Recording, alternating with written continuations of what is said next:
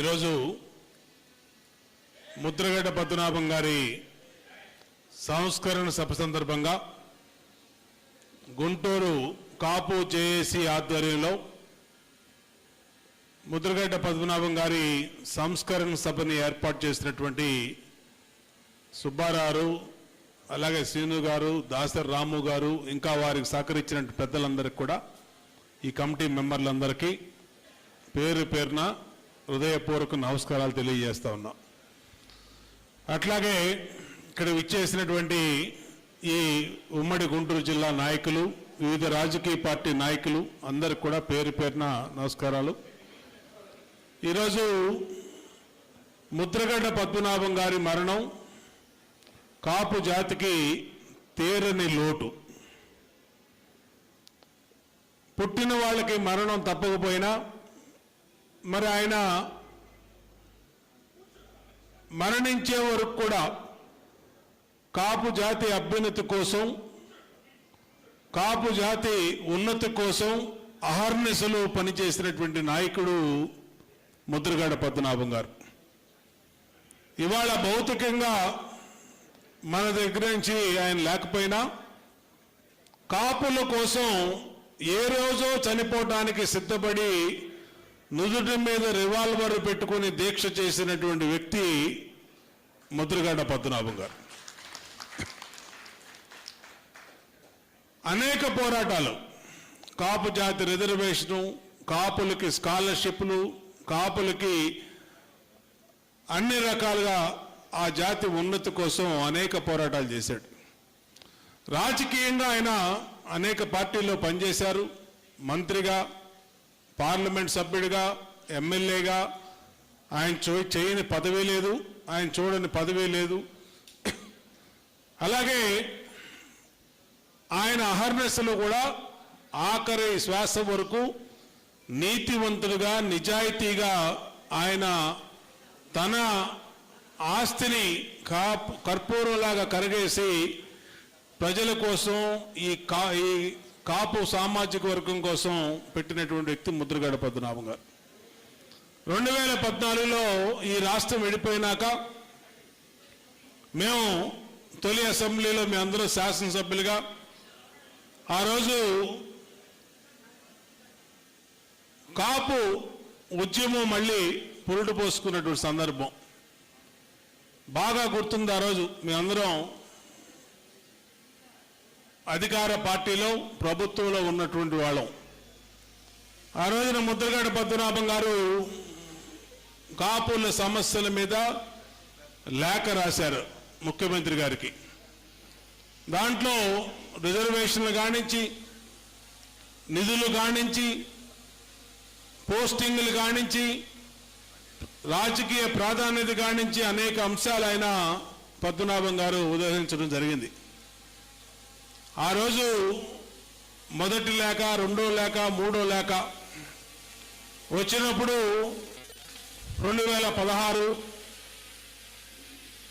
ఆ టైంలో వచ్చినప్పుడు మేము అధిష్టానం దృష్టి తీసుకెళ్ళాం. ఇది ముద్రగడ్డ పద్మనాభం గారు రాసే లేఖల్లో ప్రభుత్వం ఆలోచన చేయవలసినటువంటి అవసరం ఉంది. ఆలోచన చేసి సాధ్యాసాధ్యాలకు ఒక కమిటీ వేసి ఆ సాధ్యాసాధ్యాల పైన ఆయనతో చర్చించి డైరెక్ట్గా ఆయన్ని పిలిస్తే బాగుంటుందని ఆ రోజున అధిష్టానానికి తెలియజేయటం కూడా జరిగింది.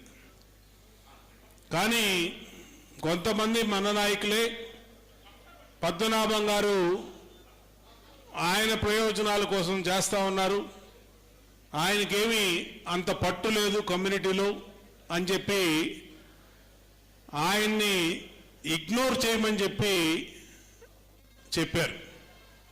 దాంతో నిర్లక్ష్యానికి ఆయన లెటర్లన్నీ కూడా ప్రయోజనం లేకుండా పోయినాయి.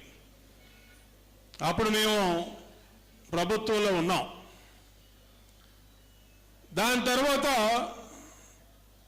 విషయాలన్నీ చాలామందికి తెలుసు. ఇక్కడ ఉన్నటువంటి నంబర్ 1 ఛానల్ ఎంఎస్ఆర్, అలాగే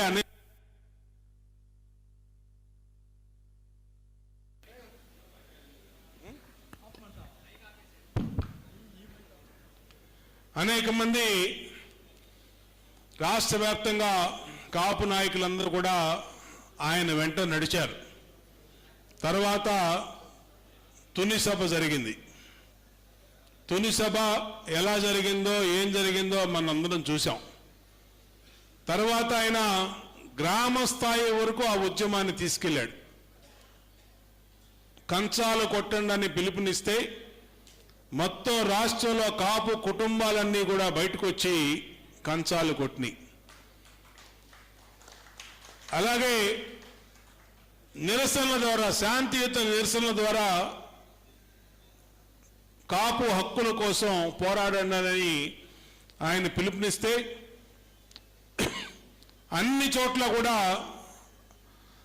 ఆయన పిలుపు మేరకు రాష్ట్రంలో కాపు కుటుంబాలన్నీ కూడా బయటకు వచ్చి శాంతియుత నిరాహార దీక్షలు, నిరసన దీక్షలు కూర్చున్నారు. దాని ప్రభావం ఆయన లెటర్ని ఏదైతే ప్రభుత్వాలకి తప్పుడు సమాచారం ఇచ్చారో ఆయన చేసిన ఉద్యమ ఫలితం 2019లో అధికార మార్పిడి జరిగిందని కూడా తెలియజేస్తా ఉన్నాం. మేము అధికారం కోల్పోయాం 2019లో. ఆ 2019లో మేము అధికారం కోల్పోవటానికి ముఖ్యమైన కారణం ముద్రగడ్డ పద్మనాభం గారి ఉద్యమం అని కూడా తెలియజేస్తా ఉన్నాం. అంటే ఈ కాపు సామాజిక వర్గం ఎటువైపు నిల్చుంటే అటువైపు ప్రభుత్వాలు వస్తాయి. రాష్ట్రంలో 5 కోట్ల జనాభాలో 1 కోటి మంది పైగా ఉన్నటువంటి బలిజ, కాపు, తూర్పు కాపు, ఒంటరి ఈ సామాజిక వర్గాలు అధికారాన్ని డిసైడ్ చేస్తాయి. వీళ్ళని అన్ని రకాలుగా వాళ్ళకి న్యాయపరమైనటువంటి సమస్యలు, ఇందాక దాసరి రాము గారు చెప్పాడు, ఇంకా చాలా టైం ఉంది, ఇంకా చాలా సమస్యలు ఉన్నాయి. ఇంకా మన పెద్దలు చెప్పారు కొంతమంది. ఇవాళే విజయవాడలో కూడా చందు జనార్దన్ గారు వాళ్ళు, మన అజ్జా రామకృష్ణ గారు, గాళ్ళ సుబ్రహ్మణ్యం గారు ఇప్పుడే ప్రెస్ మీట్ కూడా పెట్టారు. వాళ్ళు అంటే కాపుల్లో ఒక అలజడి అయితే రాష్ట్ర వ్యాప్తంగా మొదలైంది. ఆ అలజడిని పట్టించుకోవాల్సిన అవసరం ఉంది. వాళ్ళ ఆక్రమణని అర్థం చేసుకోవాల్సిన అవసరం ఉంది. కాబట్టి ఆ పరిస్థితుల్ని, వాళ్ళ న్యాయపరమైనటువంటి కాపు సామాజిక వర్గ న్యాయపరమైన డిమాండ్లని తప్పనిసరిగా అధిష్టానం దృష్టికి తీసుకెళ్తాం.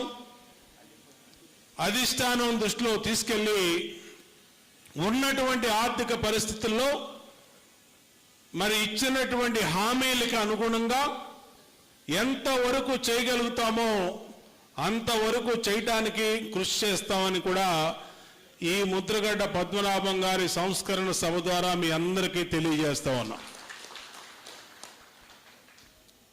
ఇవాళ రాష్ట్ర రాజకీయాలు, దేశ రాజకీయాలు కులాల మీద నడవడం అనేది భారతదేశంలో ఉంది. మన సంస్కృతిలో భాగం అది. ఎక్కడైనా సరే కులాల ప్రాతిపదికగా ఈ రాజకీయాలు నడుస్తాయి. రాష్ట్ర జనాభాలో దామాషా ప్రకారం 25% ఉన్న కాపులకి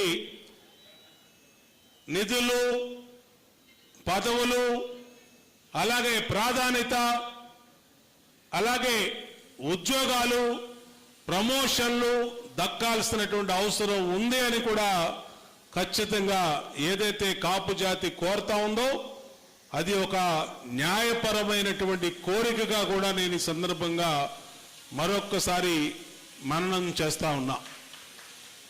ఖచ్చితంగా ఈ కోరికల్ని మరి నేను ఒక శాసనసభ్యుడిని మాత్రమే, ఒక విప్పు మాత్రమే, ఇంకా చాలా పెద్ద వ్యవస్థ ఉంది ఇది ఎన్ని ఆమోదించాలంటే. ఆ వ్యవస్థ దృష్టికి తీసుకెళ్తాం.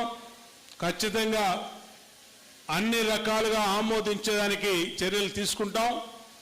మేమేమైతే ఈ వేదిక మీద ఇక్కడ మాట్లాడుతున్నామంటే నేను కాపు కులంలో పుట్టబట్టే ఇక్కడ మాట్లాడుతూ ఉన్నాను అనేది నాకు తెలుసు.